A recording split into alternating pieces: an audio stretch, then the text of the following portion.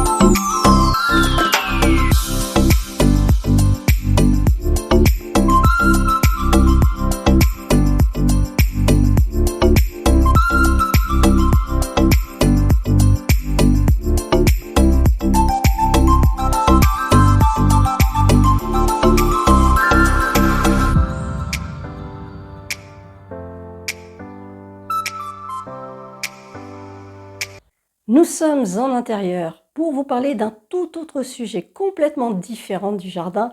Nous voici à parler de jeux de billes. Qui ne connaît pas les billes? Vous savez, ces petites sphères rondes différentes, avec des noms différents, qui se jouent ou se jouaient dans les cours d'école lors de la récré. C'est intergénérationnel, des grands-parents, voire arrière-grands-parents peut-être, selon les générations en tout cas, aux enfants, petits-enfants. Ça se joue en extérieur, ça se joue en intérieur. Ça peut être un jeu de précision où il va falloir lancer la bille avec son doigt jusqu'à un point précis. Ça peut être un trou qui s'est formé naturellement ou que l'on a creusé, ça peut être un cercle que l'on a formé, il faut qu'il rentre dans le cercle. Ça peut être un jeu un petit peu de guerre. Tac, je lance la bille qui va aller percuter l'autre bille et une fois que soit je l'ai percutée et je la récupère parce que j'ai gagné, ou soit je la lance en dehors du cercle et du coup je la récupère. Enfin, il y a plein de manières de parler des billes. Et, euh, et moi, je vais vous parler d'un circuit de billes. Alors, c'est quelque chose qui, il y a quelques années, était relancé par justement ces jeux un peu de société, on va dire, pour s'amuser, pour les petits, pour les grands, en famille, entre amis, etc. Et puis ça s'est un petit peu perdu. On en a moins entendu parler, en tout cas en France, parce que les circuits de billes ont laissé place pour une génération un peu plus âgée, on va dire. Pour les tout petits, le jeu de billes peut encore et encore rester à l'honneur, mais c'est vrai que le jeu de toupie, où on lance la toupie qui va percuter les autres et les enlever comme le jeu de billes, mais qui va les enlever du cercle, et puis la toupie qui restera de plus longtemps, qui s'arrêtera, terminera et sera gagnant. Bien, moi, je suis plus circuit de billes parce que je trouve ça tellement satisfaisant d'entendre ces petites billes euh, qui tombent, qui suivent un circuit, tout un parcours et très joli. Donc, j'ai trouvé donc ce petit jeu sur Le Bon Coin. Ça a été envoyé très vite d'ailleurs. Merci au vendeur d'avoir rapidement envoyé. Alors, par contre, par rapport à une bille traditionnelle, ce jeu-là, circuit de billes, il est avec donc une bille beaucoup plus petite. Alors beaucoup plus petite, il y a 5 mm de moins, moitié moins qu'une bille normale. Voilà. Donc, je me suis dit, pourquoi je l'ai pris? Je me suis dit la chose suivante. Ça peut être super sympa lors d'un apéro, qu'il y ait des enfants, qu'il y ait des adultes, qu'il y ait des personnes plus âgées. Ça peut, autour donc de ce jeu, attirer du monde, un peu comme on joue à la pétanque, comme on jouerait, je sais pas, au jeu de balle.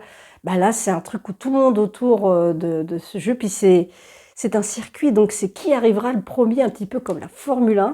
Donc je l'ai acheté, je l'ai monté. Alors j'ai monté à ma sauce pour que le jeu ne dure pas trop longtemps et qu'on puisse recommencer plusieurs fois. C'est pas évident parce que bon, c'est du plastique, c'est pas qualitatif. Je me suis amusée un petit peu à le végétaliser, on va dire, pour que ce soit moins plastique. Et puis j'ai prévu de faire un petit décor. Alors là, j'ai un oiseau, je ne sais pas si je vous... Attendez, je vais vous montrer. Vous voyez, il y a dans l'arbre un oiseau qui est en train de se régaler de... des cerises qui ne sont pas encore mûres.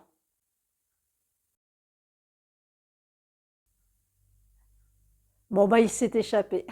Je vous montre un petit peu rapidement le parcours. On pourra jouer soit de manière individuelle ou par équipe. Je n'ai pas de billes de couleurs différentes, donc à voir comment je peux faire. Si j'en trouve d'autres de couleurs, ça peut être sympa. Voilà, allez, 3, 2, 1, et hop, c'est parti. Donc les billes, elles vont dans les supports.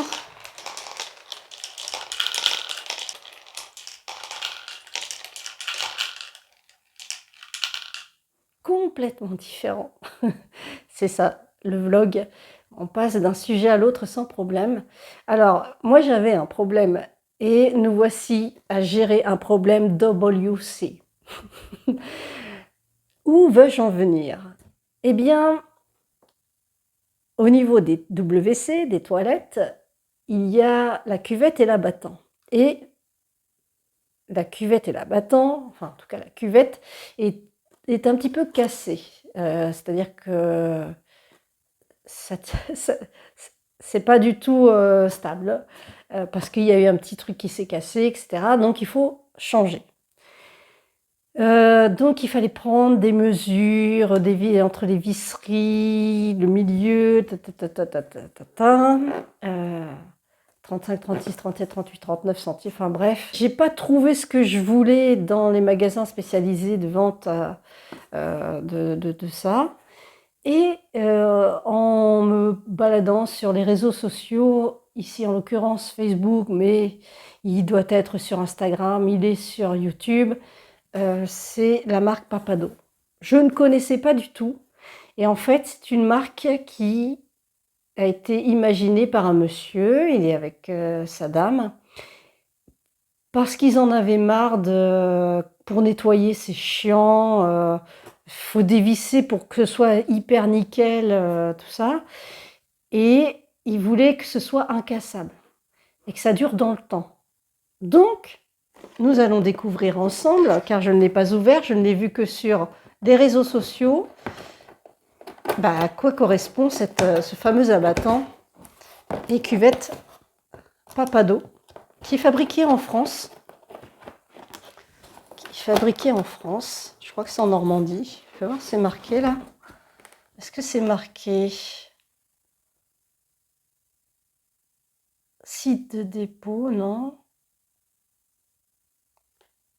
Non, moi c'est pas marqué là-dessus. Bon, bref. En tout cas, il a eu des prix pour son invention.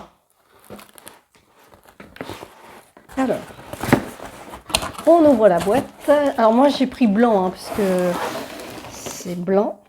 Médaille d'argent au concours Lépine de 2013. Médaille d'or au concours Lépine européen Strasbourg en 2013.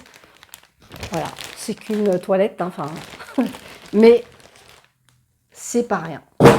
Et en plus, comme c'est clipsable, ça se déclipse et on peut le nettoyer vraiment superbement bien. Ça évite que la visserie, quand on laisse, soit rouillée, qu'il y ait des bactéries qui viennent dessus, dans les recoins et tout ça. Alors que là, hop, on déclipse et c'est bon. Bon. Et c'est stable. Bon, ça on verra. Vous voyez la bête. Je n'ai aucune action avec eux, hein. C'est juste moi de moi-même. J'ai vu ça et je me suis dit, tiens, je devrais le faire.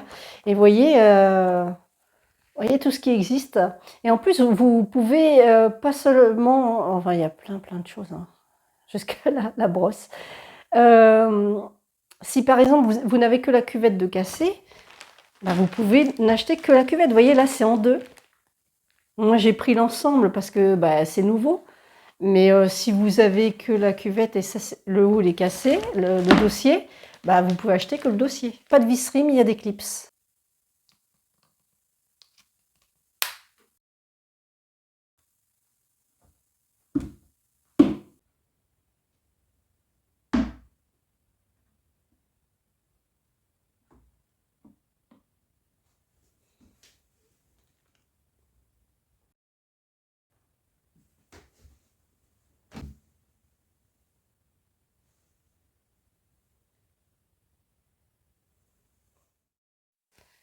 Et pour terminer ce vlog, nous allons passer à ce qui est livre de lecture. Alors tout d'abord, un livre que l'on m'a offert qui s'appelle « Fille en colère sur un banc de pierre » de Véronique Ovalde. Je vais vous lire la 4e de couverture. Iazza, une île volcanique au large de la Sicile. Un soir de carnaval, Aïda et sa petite sœur Mimi bravent l'interdit en s'échappant par la fenêtre. La tragédie de cette nuit-là changera à jamais le destin de la famille Salvatore. Alors qu'elle a été bannie de l'île depuis 15 ans, Aïda décide de revenir à Iazza. Elle est prête à découvrir ce qui s'est réellement passé cette nuit de carnaval. Et elle est prête à en découdre. Comment s'habille-t-on pour retourner sur l'île qu'on a quittée 15 ans auparavant? Qu'emporte-t-on? Est-on sûr de reconnaître ses sœurs, sa mère, les paysages? Quel virage a pris Iazza, ce caillou que rien ne pouvait consoler. Passons au 2e livre, qui est un livre classico-collège, donc c'est des textes en intégralité avec des dossiers, des études de texte, c'est très intéressant de cette manière de lire ces livres. Donc livre plutôt jeunesse, n'est-ce pas? Mais classique, avec Jean-Marie Gustave Leclésio qui en est l'auteur. 4 histoires, Mondo, Lullaby, celui qui n'avait jamais vu la mer, Les bergers. Il s'appelle Mondo, Lullaby, Daniel et Gaspard. Épris de liberté, ces enfants voyageurs ont quitté l'univers des adultes pour partir à la rencontre de la nature, et vivre en harmonie avec le soleil, la mer, le vent et les étoiles. 4 histoires sur la beauté du monde, la plénitude de l'instant présent et les pouvoirs de l'imaginaire. Donc, je suis en cours de lecture. Le personnage Mondo, qui s'appelle Mondo, est très attachant. Il débarque comme ça dans une petite ville et les gens le voient.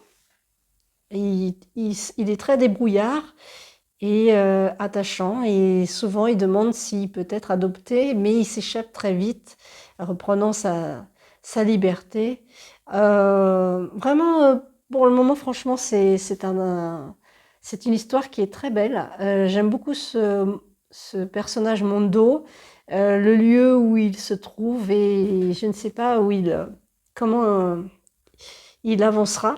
En tout cas, il est mineur, et dans le monde des adultes, on ne peut pas être mineur et rester comme ça dans la rue, en tout cas au niveau des autorités.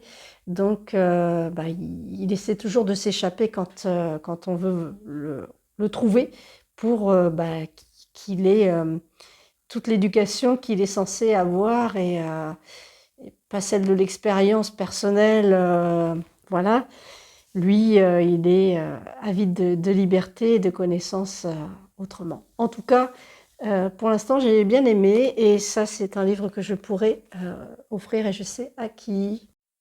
Passons au 3e livre. Alors cette fois-ci, on revient sur un livre pour les adultes qui s'appelle Basse naissance de Kerry Hudson.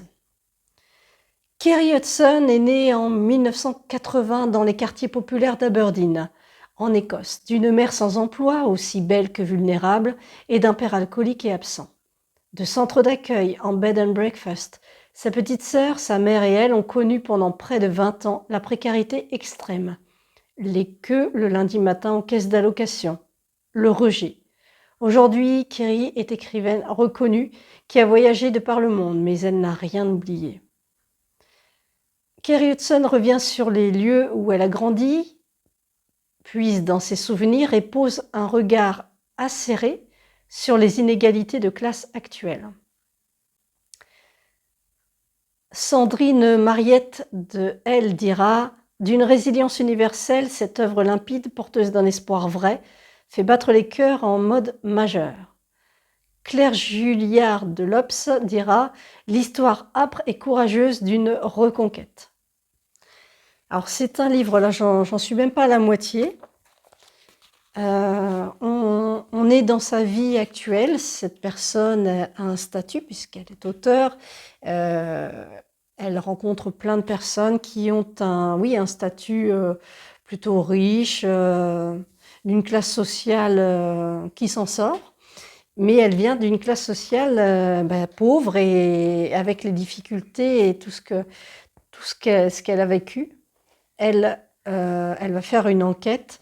Donc on passe de sa vie d'aujourd'hui, ses souvenirs d'hier, son sentiment, la manière dont elle se sent, ses peurs, ses angoisses, le soutien de l'homme qui partage sa vie, le lien, le rapport difficile entre sa vie d'aujourd'hui, mais qui n'a rien à voir avec sa famille, donc la vie d'hier, mais qu'il faut peut-être faire un pont entre les deux, c'est pas évident.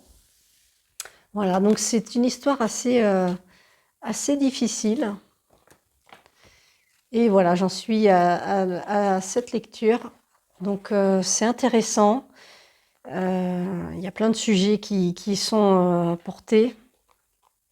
Et plein de questionnements de la part de l'auteur sur est-ce que le fait de naître de manière pauvre fait qu'on a moins de possibilités, moins de chances de s'en sortir? Est-ce que tout est écrit? Enfin, des questions de fond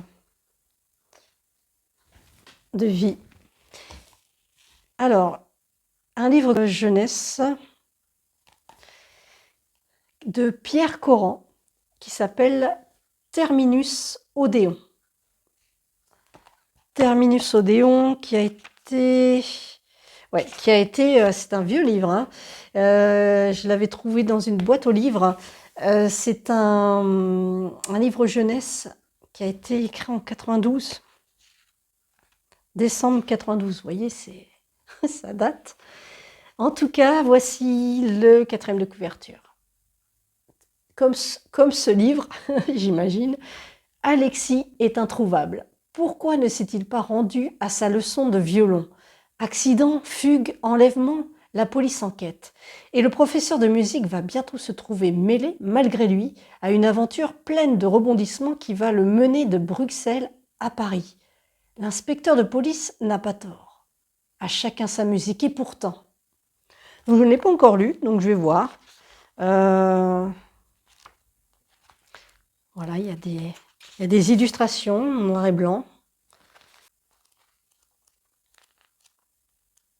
Écoutez, à voir, et voir si après je pourrais soit le remettre dans la boîte aux livres, soit eh bien l'offrir également si ça intéresse un que je connais ou une.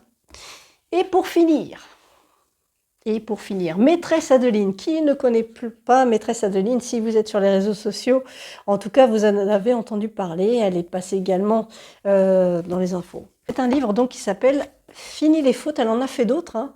Voilà, les 101 règles de français que vous n'oublierez plus jamais. Maîtresse Adeline, maîtresse sans E. Voilà, donc le livre de référence pour ne plus faire de fautes. Ça s'écrit comment? Avec quoi j'accorde ce mot? Faut-il mettre un L ou 2 L? Ne vous prenez plus la tête avec l'orthographe ou la grammaire française pleine de pièges. Avec ses explications très simples et colorées, Maîtresse Adeline vous donne les moyens mnémotechniques pour ne plus vous tromper. Les 101 règles à savoir, les exercices pour s'entraîner, les astuces et les pièges à éviter.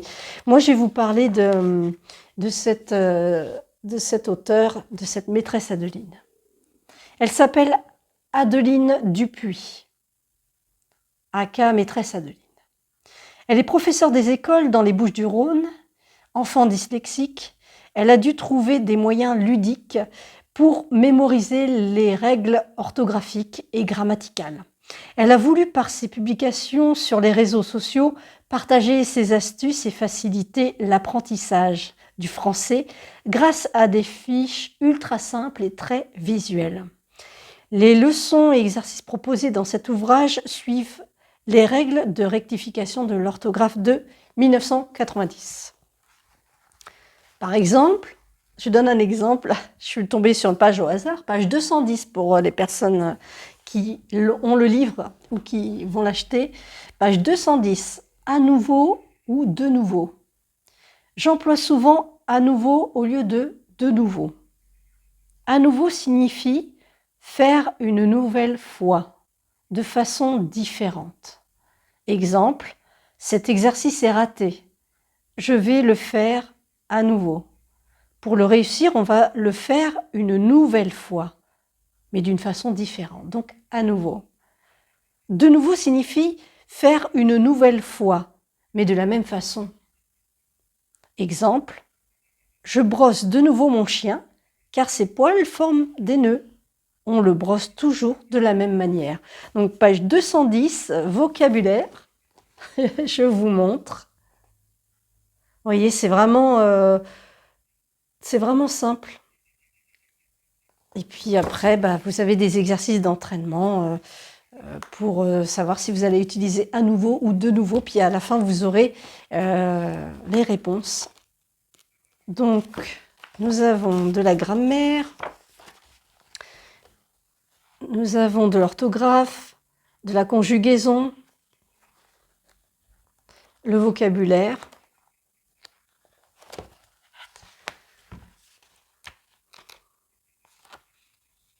Et puis les révisions.